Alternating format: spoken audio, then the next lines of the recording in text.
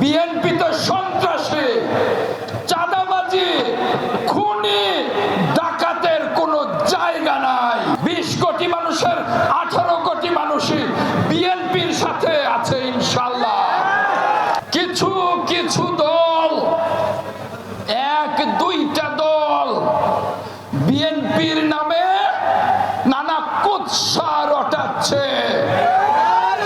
স্পষ্ট বলতে চাই, নির্বাচনকে বিলম্বিত করবার জন্য কিছু কিছু দুই একটি দল বলছে লেভেল প্লেইং ফিল্ড হয় নাই, ফ্যাসিবাদ চলে গেছে, অন্তর্বর্তীকালীন সরকার ক্ষমতায়।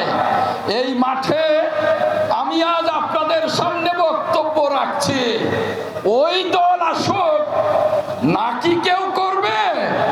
কোথায় তাহলে লেভেল প্লেইং ফিল্ড হয় নাই?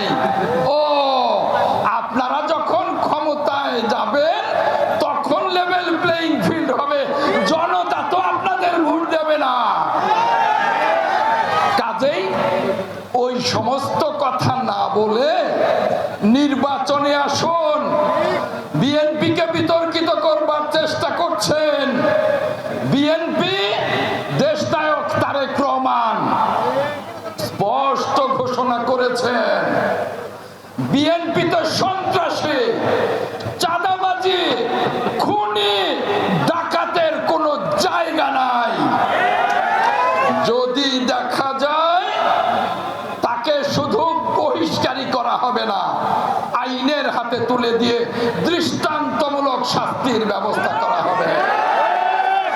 কতিপয় রাজনৈতিক দলকে বলবো, ওই সমস্ত ঘোলা পানিতে মাছ শিকার করবার চেষ্টা করবেন না। বাংলাদেশের 20 কোটি মানুষ, 20 কোটি মানুষের 18 কোটি মানুষই বিএনপির সাথে আছে ইনশাআল্লাহ।